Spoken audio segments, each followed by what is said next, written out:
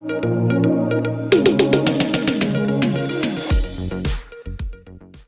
वालेकुम नाजरीन, YouTube channel Punjab area दे विच सारे वीरां नूं खुश आमदीद। नाजरीन, असी अपने इलाके विच मौजूद हर किस्म के टैलेंट डेरे ते डेरियां दे रहन सहन पिंडां दी ठाठ बाठ दीयां वीडियो बना के तुहाडी खिदमत दे विच पेश करदे रहने हां। नाजरीन, अज असी मौजूद हाँ सईद डेयरी फार्म 405 EB तहसील बूरेवाला। नाजरीन, साडे नाल अज मौजूद ने सईद डेयरी फार्म दे ओनर चौधरी अजहर सईद अराई नंबरदार साहब। असी इन्हां दे नाल इंटरव्यू करते हैं, तफसीली गुफ्तगू करांगे डेयरी फार्म के मुतालक। और नाजरीन, असी तुहानू इन्हां दा मुकम्मल डेयरी फार्म जिहड़ा वा विजिट करावांगे। आई होप कि तुहानू अज दी साडी ये वीडियो चंगी लगेगी। असी इन्हां दा इंटरव्यू करन लगे शुरू। तुसी कर दिओ वीडियो नू लाइक ते चैनल नू कर दिओ सबसक्राइब। अस्सलाम वालेकुम जी। वालेकुम अस्सलाम। अच्छा अजहर भाई, तुसी ये डेयरी फार्म का काम किदों दा कर रहे हो? कितना अरसा हो गया? मैनू 4 साल हो गए ने। 4 साल तो तुहाडा तजर्बा है कैसा रहा? बड़ा अच्छा तजर्बा रहा। शुरू विच काफ़ी मुश्किलात आईयां ने। सही है। ते उस तो बाद हुण अलहमदुलिल्लाह हुण बड़ा अच्छा। तुहानू इहदा डेयरी फार्म का शौक किद्दां पैदा होया? बस पहले तो जॉब करने वास्ते गए सीगे लाहौर। अच्छा। उत्थों दी बस एक नाल साडे ऑफिस सीगा कैटल किट वालियां दा। ठीक।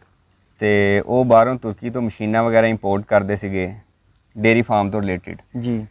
ते बस उन्हां दा फार्म विजिट किया, उत्थों देख के तो फिर मेरा भी शौक हो गया कि चलो अपने पिंड में जाके ते डेयरी फार्म बनाइए ते जानवरां वगैरह नूं, यानी कि उत्थों शौक पैदा होया। ਇਹ ਤੁਸੀਂ ਕਿੰਨੇ ਦਾ ਡੇਅਰੀ ਫਾਰਮ ਜਿਹੜਾ ਉੱਤੇ ਜਿਹੜਾ ਖਰਚਾ ਹੋਇਆ ਤੁਹਾਡਾ ਉਦੋਂ ਕਿੰਨਾ ਹੋਇਆ ਸੀਗਾ ਡੇਅਰੀ ਫਾਰਮ ਤਿਆਰ ਕਰਨ ਤੇ? ਇਹ ਤਕਰੀਬਨ ਹੋਇਆ ਸੀ ਕੋਈ 40 ਕੁ ਲੱਖ ਰੁਪਏ ਹੋਇਆ ਸੀ। 40 ਲੱਖ ਰੁਪਏ। ਸ਼ਟਰਿੰਗ ਜਿਹੜੀ ਤੁਸੀਂ ਕੀਤੀ ਆ ਹਾਂਜੀ, ਇਹ ਹੈਗੀ ਆ ਲੋਹੇ ਦੀ। ਲੇਕਿਨ ਆਮ ਅਗਰ ਸ਼ਟਰਿੰਗ ਮੈਂ ਦੇਖਦਾ ਵਾਂ ਕਈਆਂ ਸ਼ੈਡਾਂ ਦੇ ਵਿੱਚ ਉਹ ਬਲਾਕ ਲੱਗੇ ਆ ਤੇ ਸੀਮਟ ਬਜਰੀ ਦੀ ਜਿਹੜੀ ਆ ਹੈਗੀ ਆ ਖੰਭੇ ਲੱਗੇ ਆ। ਹਾਂਜੀ, ਗਾਡਰ ਵਗੈਰਾ। ਉਹ ਬਿਹਤਰ ਆ ਜਾਂ ਇਹ ਬਿਹਤਰ ਆ ਇਸ ਡੇਅਰੀ ਫਾਰਮ ਵਾਸਤੇ? ਬਸ ਇਹ ਦੋਨੋਂ ਚੀਜ਼ਾਂ ਹੀ ਚੱਲਦੀਆਂ ਨੇ। ਕੋਈ ਲੋਹੇ ਵਾਲੇ ਨੂੰ ਕੋਈ ਪਸੰਦ ਕਰਦੇ ਨੇ ਤੇ ਇਹਦੇ ਵੀ ਬਾਕੀ ਸਾਰਾ ਲੋਹੇ ਦਾ, ਲੇਕਿਨ ਉੱਪਰ ਇਹਦੇ ਨਾ ਜਿਹੜੀ ਛੱਤ ਹੈਗੀ ਉਹ ਸਿਰਕੀ ਦੀ ਪਈ ਹੋਈ, ਸਿਰਕੀ ਦੀ ਪਈ, ਡਬਲ ਸਿਰਕੀ ਦੀ ਪਈ ਹੋਈ, ਉਹ ਨੀਚੇ ਹੀਟ ਨਹੀਂ ਆਉਂਦੀ ਫਿਰ। ਠੀਕ ਆ। ਤੇ ਉਹ ਆਪਣੀ ਆਪਣੀ ਪਸੰਦ ਆ। ਜਿਹੜਾ ਯਾਨੀ ਖਰਚੇ ਦਾ ਵਿੱਚ ਕੋਈ ਖਾਸ? ਖਰਚੇ ਦਾ ਕੋਈ ਥੋੜਾ ਬਹੁਤ ਫਰਕ ਤੇ ਹੋਏਗਾ, ਲੇਕਿਨ ਕੋਈ ਇੰਨਾ ਖਾਸ ਫਰਕ ਨਹੀਂ ਹੈ। ਜਦੋਂ ਤੁਸੀਂ ਕੰਮ ਸ਼ੁਰੂ ਕੀਤਾ ਤੁਸੀਂ ਕਿੰਨੀਆਂ ਗਾਈਆਂ ਇਹਦੇ ਵਿੱਚ ਰੱਖੀਆਂ ਸੀ? ਮੈਂ 10 ਗਾਈਆਂ ਲੈ ਕੇ ਕੰਮ ਸ਼ੁਰੂ ਕੀਤਾ। ਕਿਹੜੀ ਨਸਲ ਦੀਆਂ ਸੀ? ਉਹ ਕ੍ਰਾਸ ਹੀ ਸੀਗੀਆਂ। ਕੋਈ ਫਰੀਜ਼ੀਅਨ ਦਾ ਚੋਲਿਸਤਾਨ ਦੇ ਨਾਲ ਕ੍ਰਾਸ ਸੀਗਾ। ਅੱਛਾ ਅੱਛਾ। ਤੇ ਕੋਈ ਸਾਈਵਾਲ ਦੇ ਨਾਲ ਕ੍ਰਾਸ ਸੀਗਾ। ਅੱਛਾ, ਫਰੀਜ਼ੀਅਨ ਦਾ। ਸਹੀ ਆ। ਅੱਛਾ, ਜਿਹੜੀ ਫਰੀਜ਼ੀਅਮ ਤੁਸੀਂ ਦੱਸੀ ਆ ਇਹ ਗਰਮੀ ਬਰਦਾਸ਼ਤ ਕਰ ਲੈਂਦੀ ਆ? ਜਿਹੜੀ ਪਿਓਰ ਹੈ ਨਾ, ਜਿਵੇਂ ਆਪਾਂ ਬਾਹਰੋਂ ਇੰਪੋਰਟ ਕਰੀਏ ਕੋਈ ਆਸਟ੍ਰੇਲੀਆ ਤੋਂ ਜਾਂ ਅਮਰੀਕਾ ਤੋਂ ਜਾਂ ਹਾਲੈਂਡ ਤੋਂ, ਉਹ ਕਾਫੀ ਉਹਨਾਂ ਨੂੰ ਮੁਸ਼ਕਲ ਹੁੰਦੀ ਹੈ ਨਾ ਗਰਮੀਆਂ ਦੇ ਵਿੱਚ। ਲੇਕਿਨ ਜਿਹੜੀ ਕ੍ਰਾਸ ਹੈ ਇਹਨਾਂ ਨੂੰ ਇੰਨੀ ਜ਼ਿਆਦਾ ਮੁਸ਼ਕਲ ਨਹੀਂ ਹੁੰਦੀ। ਲੇਕਿਨ ਫਿਰ ਵੀ ਅਸੀਂ ਯਾਨੀ ਕਿ ਫੈਨ ਵਗੈਰਾ ਲਗਾਏ ਹੋਏ ਨੇ, ਸ਼ਾਵਰ ਵਗੈਰਾ ਲਗਾਏ ਹੋਏ ਨੇ। ਸਹੀ ਆ। ਗਰਮੀਆਂ ਵਿੱਚ ਉਹਨਾਂ ਤੋਂ। ਠੀਕ ਹੈ। ਤੁਹਾਡੇ ਕੋਲ ਹੁਣ ਕਿੰਨੀਆਂ ਟੋਟਲੀ ਗਾਵਾਂ?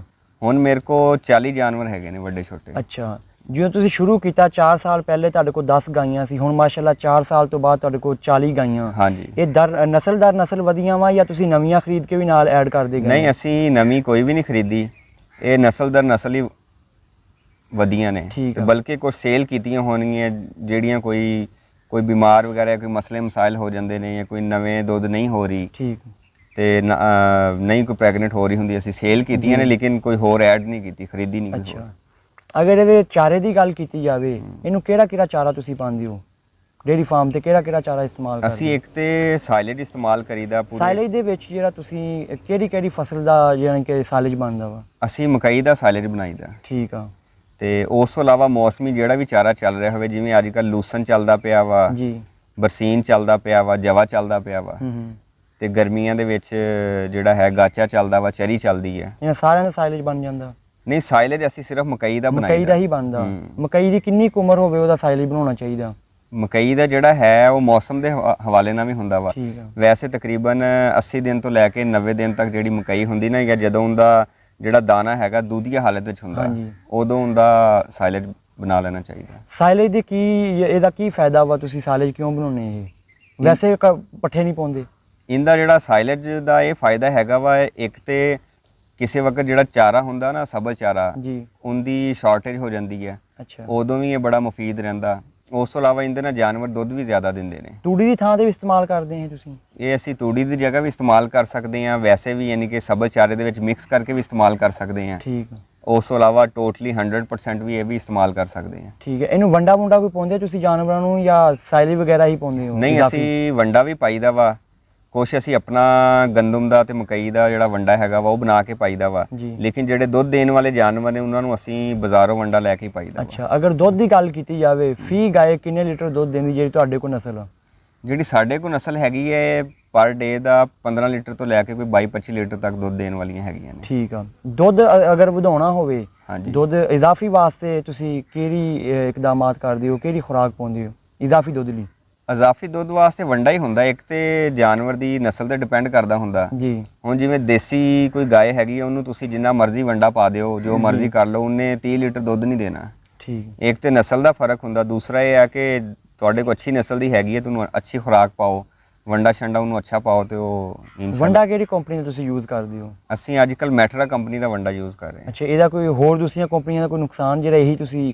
ਨਹੀਂ, ਅਸੀਂ ਅੱਗੇ ਪੰਜਨਤ ਵੀ ਯੂਜ਼ ਕਰ ਰਹੇ ਸੀ, ਉਹ ਵੀ ਅੱਛਾ ਸੀਗਾ। ਠੀਕ, ਤੇ ਹੁਣ ਅੱਜ ਕੱਲ ਅਸੀਂ ਮੈਟਰਾ ਯੂਜ਼ ਕਰ ਰਹੇ ਹਾਂ। ਠੀਕ ਆ, ਇਹ ਮਾਸ਼ਾਅੱਲਾ ਕਾਫੀ ਸਾਰੀਆਂ ਗਾਈਆਂ ਤੁਹਾਡੇ ਕੋਲ, ਸਾਰੀਆਂ ਦੁੱਧ ਦੇਣ ਵਾਲੀਆਂ? ਨਹੀਂ, ਸਾਰੀਆਂ ਤਾਂ ਨਹੀਂ ਦੁੱਧ ਦੇਣ ਵਾਲੀਆਂ, ਬਾਕੀ ਇਹਨਾਂ ਦੇ ਬੱਚੇ ਜਿਹੜੇ ਹੈਗੇ ਨੇ ਕੁਝ ਪ੍ਰੈਗਨੈਂਟ ਨੇ, ਕੁਝ ਜਿਹੜੇ ਛੋਟੇ ਨੇ। ਠੀਕ ਆ, ਤੇ ਜਿਹੜੀਆਂ ਵੱਡੀਆਂ ਨੇ ਉਹ ਦੁੱਧ ਦੇਣ ਵਾਲੀਆਂ। ਤੇ ਦੁੱਧ ਹੱਥ ਨਾਲ ਤੇ ਚੋੜ ਨਹੀਂ ਹੁੰਦਾ, 15 ਲੀਟਰ ਜਿਹੜਾ ਫੀ ਗਾਏ ਦਿੰਦੀ ਆ, ਉਹਦੇ ਵਾਸਤੇ ਕੀ ਤੁਸੀਂ? ਉਹਦੇ ਵਾਸਤੇ ਅਸੀਂ ਮਿਲਕਿੰਗ ਮਸ਼ੀਨ ਰੱਖੀ ਹੋਈ ਹੈ 2 ਗਾਵਾਂ ਵਾਲੀ। ਅੱਛਾ, ਇੱਕ ਟਾਈਮ ਤੇ 2 ਗਾਵਾਂ ਲਗਾ ਕੇ ਤੇ ਉਹਨਾਂ ਦੀ ਮਿਲਕਿੰਗ ਕਰ ਲਈਦੀ ਹੈ। ਤੇ ਮਸ਼ੀਨ ਕਿੰਨੇ ਦੀ ਆਂਦੀ ਆ? 2 ਗਾਵਾਂ ਵਾਲੀ ਮਸ਼ੀਨ ਆ ਜਾਂਦੀ ਤਕਰੀਬਨ 1.5 ਲੱਖ ਤੋਂ ਲੈ ਕੇ 2 ਲੱਖ ਤੱਕ। ਅੱਛਾ, ਵੈਸੇ ਕਿੰਨੀਆਂ ਗਾਵਾਂ ਵਾਲੀ ਹੁੰਦੀ? 2 ਗਾਵਾਂ, ਇੱਕ ਵਾਲੀ ਵੀ ਹੁੰਦੀ ਹੈ, 2 ਵਾਲੀ ਵੀ ਹੁੰਦੀ, ਫਿਰ 4 ਵਾਲੀ, 8 ਵਾਲੀ, 10 ਵਾਲੀ, ਜਿੰਨੀ ਮਰਜ਼ੀ ਆਂਦੀ ਆ। ਹਾਂ, ਠੀਕ ਹੋ ਗਿਆ। ਅੱਛਾ, ਅਗਰ ਦੁੱਧ ਦੀ ਹੀ ਗੱਲ ਕੀਤੀ ਜਾਵੇ, ਤੁਸੀਂ ਦੁੱਧ ਕਿਹੜੀ ਕੰਪਨੀ ਨੂੰ ਦਿੰਦੇ, ਚਿੱਲਰ ਤੇ ਦਿੰਦੇ ਜਾਂ ਇੱਥੇ ਘਰਾਂ 'ਚ ਦਿੰਦੇ ਚੱਕ 'ਚ? ਸਾਡਾ ਇੱਥੇ ਨਾ ਨੈਸਲੇ ਦੇ ਨਾਲ ਹੈ ਐਗਰੀਮੈਂਟ, ਉਹ ਲੈ ਕੇ ਜਾਂਦੇ ਇੱਥੋਂ? ਉਹ ਇੱਥੋਂ ਦੀ ਆ ਕੇ ਸਵੇਰ ਲੈ ਜਾਂਦੇ ਤੇ ਸ਼ਾਮ ਨੂੰ ਲੈ ਜਾਂਦੇ। ਟੋਟਲੀ ਤੁਹਾਡਾ ਕਿੰਨੇ ਲੀਟਰ ਤਕਰੀਬਨ ਦੁੱਧ ਹੁੰਦਾ ਅੱਜ ਕੱਲ? ਸਾਡਾ ਅੱਜ ਕੱਲ ਤਕਰੀਬਨ 150 ਤੋਂ 200 ਲੀਟਰ ਪਰ ਡੇ ਹੋ ਰਿਹਾ ਦੁੱਧ। ਠੀਕ ਆ, ਇਹ ਘੱਟ ਨਹੀਂਗਾ? ਬਸ ਸਾਰੇ ਜਾਨਵਰ ਨਹੀਂ ਨਾ ਦੁੱਧ ਦੇਣ ਵਾਲੇ, 15 ਕੇ ਜਾਨਵਰ ਦੁੱਧ ਦੇਣ ਵਾਲੇ ਹੈਗੇ ਨੇ, ਬਾਕੀ ਕੋਈ ਪ੍ਰੈਗਨੈਂਟ ਹੁੰਦੇ ਨੇ, ਕੋਈ ਸੂਣ ਵਾਲੇ ਹੁੰਦੇ ਨੇ। ਅੱਛਾ, ਅਗਰ ਜਾਨਵਰਾਂ ਦੀ ਗੱਲ ਕੀਤੀ ਜਾਵੇ, ਜਦੋਂ ਤੁਸੀਂ ਜਾਨਵਰ ਖਰੀਦਦੇ ਆ ਉਦੋਂ ਇਸ ਨਸਲ ਦੇ ਜਾਨਵਰਾਂ ਦੇ ਵਿੱਚ ਕੀ ਕੁਆਲਿਟੀਆਂ ਵੇਖ ਕੇ ਤੁਸੀਂ ਖਰੀਦਣ ਜਾਂਦੇ ਹੋ? ਮੰਡੀ ਚੋਂ ਖਰੀਦਦੇ ਹੋ, ਕਿੱਥੋਂ ਖਰੀਦਦੇ ਹੋ, ਘਰੋਂ ਖਰੀਦਦੇ ਹੋ? ਮੰਡੀ ਤੋਂ ਵੀ ਖਰੀਦ ਲਈਦਾ, ਮੰਡੀ ਤੋਂ ਵੀ ਅੱਛੇ ਜਾਨਵਰ ਮਿਲ ਜਾਂਦੇ ਨੇ। ਉਸ ਤੋਂ ਇਲਾਵਾ ਜੇ ਕਿਸੇ ਕੋ ਕਾਰੀ ਜਾਂ ਕਿਸੇ ਡੇਰੇ ਤੇ ਹੋਵੇ ਉਹ ਵੀ ਅੱਛਾ ਜਾਨਵਰ, ਲੇਕਿਨ ਅਸੀਂ ਰੈਗੂਲਰ ਨਹੀਂ ਖਰੀਦੀਦੇ। ਜਦੋਂ ਅਸੀਂ ਖਰੀਦਣ ਗਏ ਸੀਗੇ ਉਦੋਂ ਕੀ ਵੇਖਿਆ ਸੀ ਜਾਨਵਰਾਂ ਵਿੱਚ? ਉਦੋਂ ਇੱਕ ਤਾਂ ਇਹਨਾਂ ਦੀ ਨਸਲ ਦੇਖੀ ਦੀ ਹੈ ਕਿ ਕਿਹੜੀ ਨਸਲ ਦੀ ਹੈ, ਦੇਸੀ ਨਸਲ ਇਹਦੇ ਅੰਦਰ ਜ਼ਿਆਦਾ ਵਾ ਜਾਂ ਫਰੀਜ਼ੀਅਨ ਹੈ ਜੀ। ਤੇ ਦੂਸਰੀ ਚੀਜ਼ ਇਹਦੇ ਅੰਦਰ ਹੁੰਦੀ ਹੈ ਜ਼ਾਹਿਰ ਹੈ ਦੁੱਧ ਦੇਣ ਵਾਲਾ ਜਾਨਵਰ ਹੁੰਦਾ, ਹਵਾਨਾ ਦੇਖੀਦਾ, ਉਹਦੇ ਹਵਾਨੇ ਦਾ ਕੀ ਸਾਈਜ਼ ਆ, ਯਾਨੀ ਕਿ ਦੁੱਧ ਦੇਣ ਵਾਲਾ ਹੈ ਵੀ ਕਿ ਨਹੀਂ ਹੈ, ਤੇ ਮੇਨ ਇਹ ਚੀਜ਼ ਦੇਖੀ ਜਾਂਦੀ। ਬਾਕੀ ਜਿਹੜਾ ਹੈ ਵੱਡੇ ਕਹਿੰਦੇ ਨੇ ਜਿਹੜਾ ਦੁੱਧ ਹੁੰਦਾ ਨਾ ਉਹ ਕਿਸਮਤ ਨਾਲ ਹੀ ਲੱਭਦਾ ਜੇ। ਹਾਂਜੀ, ਤੇ ਤੁਸੀਂ ਆਪਣੇ ਵੱਲੋਂ ਤਾਂ ਕੋਸ਼ਿਸ਼ ਕਰਦੇ ਹੋ, ਲੇਕਿਨ ਦੁੱਧ ਫਿਰ ਅੱਗੇ ਜਾਨਵਰ ਆ ਕੇ ਬਿਲਕੁਲ। ਹਾਂਜੀ, ਤੇ ਦੁੱਧ ਕੀ ਰੇਟ ਚੱਲਦਾ ਅੱਜ ਕੱਲ ਤੋਂ, ਤੁਸੀਂ ਕਿੱਦਾਂ ਸੇਲ ਕਰਦੇ ਹੋ? ਲੋਕਲ ਕਿੱਦਾਂ, ਕੰਪਨੀ ਨੂੰ ਕੀ ਰੇਟ ਤਕਰੀਬਨ? ਕੰਪਨੀ ਦਾ ਜਿਹੜਾ ਰੇਟ ਹੈ ਉਹ 70 ਰੁਪਏ ਤੋਂ ਲੈ ਕੇ 75 ਰੁਪਏ ਤੱਕ ਰੇਟ ਹੈ। ਠੀਕ ਆ, ਤੇ ਲੋਕਲ ਜਿਹੜੇ ਆਮ ਘਰਾਂ ਵਾਲੇ, ਲੋਕਲ ਜਿਹੜਾ ਜਿਵੇਂ ਹੈ ਆਪਣੇ ਇਰਦ ਗਿਰਦ ਜਾਂ ਸ਼ਹਿਰ ਵਗੈਰਾ ਸੇਲ ਕਰਦੇ ਆ ਉਹ ਤਕਰੀਬਨ 80 ਰੁਪਏ ਰੇਟ ਹੈ। ਅੱਛਾ, ਦੁੱਧ ਦੀ ਗੱਲ ਹੀ ਮੈਂ ਅੱਗੇ ਲੈ ਕੇ ਚੱਲਾਂ ਕਿ ਅਜ਼ਰ ਭਾਈ, ਦੁੱਧ ਜਿਹੜਾ ਗਾਂ ਦਾ ਦੁੱਧ ਆ ਇਹ ਬਹੁਤ ਸੁਣਨ ਚਾਹੀਏ, ਆਵਾਮੀ ਰਾਏ ਵੀ ਆ ਕਿ ਇਹ ਪਤਲਾ ਹੁੰਦਾ ਵਾ, ਮਾਈ ਦਾ ਦੁੱਧ ਸੰਘਣਾ ਹੁੰਦਾ, ਔਰ ਇਹ ਜਿਹੜਾ ਜ਼ਿਆਦਾ ਦੁੱਧ ਦਿੰਦੀ ਹੈ ਬਹੁਤ ਹੀ ਜ਼ਿਆਦਾ ਪਤਲਾ ਹੁੰਦਾ। ਹਾਂਜੀ, ਇਹਦੇ ਹਵਾਲੇ ਨਾਲ ਸਾਡੇ ਨਾਜ਼ਰੀਨ ਦੇ ਥਰੂ ਆਵਾਮ ਨੂੰ ਜਿਹੜਾ ਦੱਸਿਆ ਜਾਵੇ ਕਿ ਕਿੰਨਾ ਕੁ ਪਤਲਾ ਹੁੰਦਾ। ਜ਼ਾਹਿਰ ਹੈ ਦੁੱਧ ਜਿਹੜਾ ਹੈ, ਹੁਣ ਮੱਝ ਦਾ ਜਿਹੜਾ ਦੁੱਧ ਹੁੰਦਾ ਉਹਦੇ ਅੰਦਰ ਫੈਟ ਹੁੰਦੀ ਹੈ ਤਕਰੀਬਨ ਸਰਦੀਆਂ ਵਿੱਚ ਆ ਰਹੀ ਹੁੰਦੀ ਹੈ 6% ਜੀ, ਤੇ ਗਾਂ ਦੇ ਦੁੱਧ ਦੀ ਫੈਟ ਆ ਰਹੀ ਹੁੰਦੀ ਆ 4.5% ਤੱਕ। ਠੀਕ, ਯਾਨੀ ਕਿ ਇੰਨਾ ਕਿ ਫਰਕ ਹੁੰਦਾ। ਠੀਕ ਆ, ਲੇਕਿਨ ਵੈਸੇ ਜਿਹੜੇ ਲੋਕ ਇਸਤੇਮਾਲ ਕਰਦੇ ਆ ਉਹਨਾਂ ਦੇ ਇਸਤੇਮਾਲ ਕਰਨ ਵਿੱਚ ਯਾਨੀ ਕਿ ਉਹ ਦੇਖਦੇ ਨੇ, ਜਿਵੇਂ ਆਪਣੇ ਘਰੇ ਖਵਾਤੀਨ ਦੇਖਦੀਆਂ ਨੇ ਕਿ ਮਲਾਈ ਵਗੈਰਾ, ਉਹ ਬਸ ਇੰਨੇ ਕੇ % ਨਹੀਂ, ਉਹ ਕਾਫੀ ਫਰਕ ਹੁੰਦਾ ਵਾ, ਲੇਕਿਨ ਵੈਸੇ ਸਿਰਫ ਕਹਿ ਲਓ ਕਿ 1 ਤੋਂ 1.5% ਦਾ ਫਰਕ ਹੈ, ਜ਼ਿਆਦਾ ਫਰਕ ਫੈਟ ਦਾ। ਹਾਂ, ਫੈਟ ਦਾ। ਅੱਛਾ ਭਾਈ, ਅਗਰ ਤੁਸੀਂ ਗਾਵਾਂ ਰੱਖੀਆਂ ਸਾਰੀਆਂ, ਇਹ ਦੁੱਧ ਦੇਣ ਵਾਲੀਆਂ ਰੱਖੀਆਂ, ਇਹ ਵਪਾਰ ਦਾ ਕੰਮ ਵੀ ਕਰਦੇ ਹੋ, ਸੂਣ ਵਾਲੀ ਜਾਂ ਲਵੇਰੀ ਤੁਸੀਂ ਵੇਚ ਦਿੰਦੇ ਹੋ?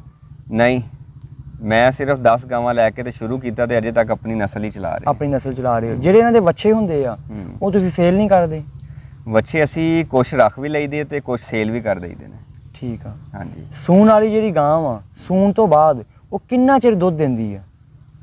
ਉਹ ਸੂਣ ਤੋਂ ਬਾਅਦ ਤਕਰੀਬਨ 280 ਤੋਂ ਲੈ ਕੇ 300 ਦਿਨਾਂ ਤੱਕ ਦੁੱਧ ਦਿੰਦੀ ਹੈ।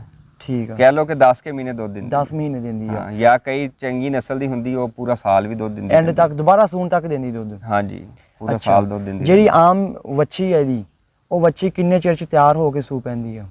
ਜਵਾਨ ਕਿੰਨਾ ਚਿਰ ਜੇ ਹੁੰਦੀ? ਤੁਹਾਡੀ ਖੁਰਾਕ ਬੜੀ ਅੱਛੀ ਹੋਵੇ ਤੇ ਸਾਲ ਵਿੱਚ ਵੀ ਜਵਾਨ ਹੋ ਜਾਂਦੀ ਹੈ, ਜੀ ਨਹੀਂ ਤੇ ਤਕਰੀਬਨ 1.5 ਸਾਲ ਵਿੱਚ ਜਵਾਨ ਹੋ ਜਾਂਦੀ ਹੈ। ਠੀਕ ਆ। ਤੇ ਉਸ ਤੋਂ ਬਾਅਦ ਤੁਸੀਂ ਅੱਗੇ ਲਾ ਲਓ ਕਿ 2.5 ਸਾਲਾਂ ਦੀ ਜਿਹੜੀ ਹੈ ਨਾ ਦੁੱਧ ਦੇਣ ਲੱਗ ਜਾਂਦੀ ਹੈ। ਇਹਨੂੰ ਕੋਈ ਕਈ ਐਸੇ ਜਾਨਵਰ ਹੈਗੇ ਨੇ ਕਿ ਅਜੇ ਦੋਂਦੇ ਨਹੀਂ ਹੋਏ ਹੁੰਦੇ ਤੇ ਉਹ ਦੁੱਧ ਦੇਣ ਲੱਗ ਜਾਂਦੇ ਨੇ। ਠੀਕ ਹੈ। ਇਹਦਾ ਕੋਈ ਹਿਫਾਜ਼ਤੀ ਇੰਜੈਕਸ਼ਨ ਵਗੈਰਾ ਇਹਨੂੰ ਲਵਾਉਂਦੇ ਹੋ, ਵੈਕਸੀਨ ਵਗੈਰਾ ਕੋਈ ਸਾਲ ਹਾਂਜੀ, ਬਾਅਦ? ਇਹਨਾਂ ਦੀ ਜਿਹੜੀ ਹੈ ਵੈਕਸੀਨ ਵਗੈਰਾ ਸਭ ਤੋਂ ਜ਼ਿਆਦਾ ਅਸੀਂ ਜਿਹੜੀ ਕਰਵਾਈ ਦੀ ਹੈ ਉਹ ਮੂੰਹ ਖੁਰ ਦੀ ਕਰਵਾਈ ਦੀ ਹੈ, ਅੱਛਾ ਅੱਛਾ। ਤੇ ਉਹਦੀ ਵੈਕਸੀਨ ਕਰਵਾਈ ਦੀ ਹੈ। ਹੋਰ ਵੀ ਕਈ ਆਂਦੀਆਂ ਨੇ ਲੇਕਿਨ ਜ਼ਿਆਦਾ ਇੱਥੇ ਮੂੰਹ ਖੁਰ ਦਾ ਮਸਲਾ ਹੈਗਾ ਤੇ ਉਹਦੇ ਵਾਸਤੇ ਫਿਰ ਵੈਕਸੀਨ ਕਰਵਾਈ ਦੀ ਠੀਕ ਹੈ। ਹੈ। ਮੈਂ ਬਾਹਰ ਦੇਖਿਆ ਬੈਗ ਤੁਹਾਡੇ ਜਾ ਕੇ ਡੇਅਰੀ ਫਾਰਮ ਨੂੰ ਵਿਜ਼ਿਟ ਕੀਤਾ, ਉੱਥੇ ਚੂਨਾ ਪਾਇਆ ਵਾ ਤੁਸੀਂ, ਉਹਦੀ ਕੀ ਵਜ੍ਹਾ ਵਾ, ਉਹਦਾ ਕੀ ਰਾਜ਼ ਆ?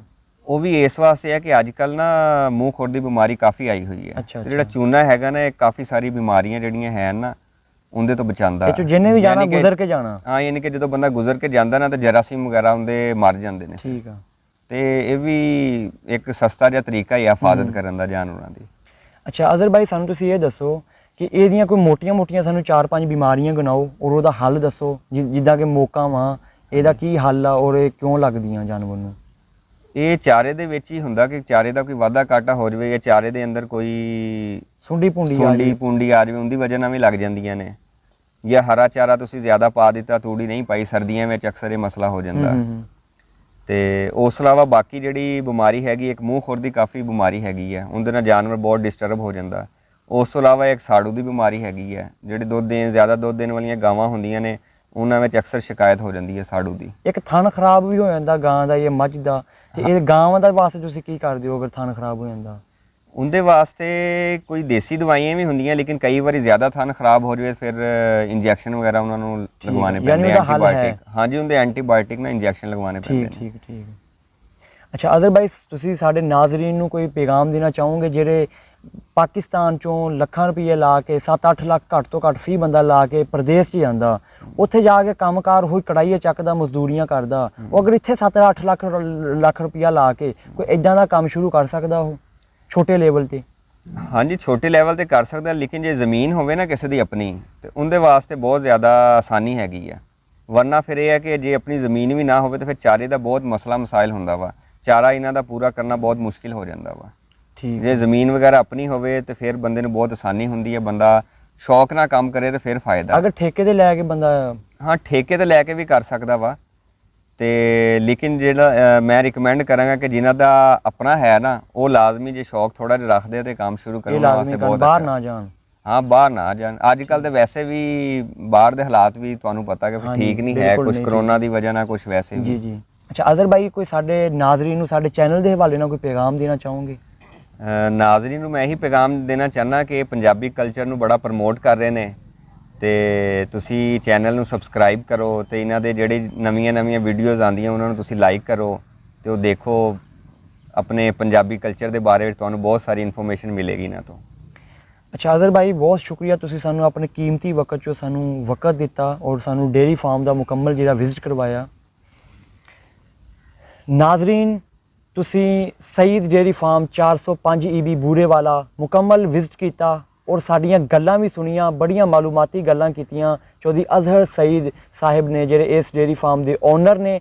ਨਾਜ਼ਰੀਨ, ਇੱਦਾਂ ਦਾ ਕੋਈ ਡੇਅਰੀ ਫਾਰਮ ਜਾਂ ਪੰਜਾਬ ਦੇ ਕਲਚਰ ਦੇ ਨਾਲ ਜੁੜਿਆ ਹੋਇਆ ਕੋਈ ਵੀ ਤੁਹਾਡੇ ਕੋਲ ਲੋਕੇਸ਼ਨ ਮੌਜੂਦ ਆ, ਡੇਅਰੀ ਫਾਰਮ ਆ, ਘੋੜੇ ਆ, ਸਬਜ਼ੀਆਂ ਦੀ ਵੀਡੀਓ ਆ, ਕੋਈ ਵੀ ਵੀਡੀਓ ਕੰਟੈਂਟ ਆ, ਸਾਡਾ ਥੱਲੇ ਨੰਬਰ ਚੱਲ ਰਿਹਾ 030468841414, ਇੱਥੇ ਤੁਸੀਂ ਸਾਡੇ ਨਾਲ ਰਾਬਤਾ ਕਰ ਸਕਦੇ ਆ। ਅਸੀਂ ਪੰਜਾਬ ਦੇ ਕਲਚਰ ਨੂੰ ਪ੍ਰਮੋਟ ਕਰਨ ਦੀ ਭਰਪੂਰ ਕੋਸ਼ਿਸ਼ ਕਰਾਂਗੇ ਆਪਣੇ ਚੈਨਲ ਪੰਜਾਬ ਏਰੀਆ ਤੇ। ਅਗਲੀ ਵੀਡੀਓ ਤੱਕ ਸਾਨੂੰ ਦਿਓ ਇਜਾਜ਼ਤ। ਰੱਬ ਰਾਖਾ ਜੀ।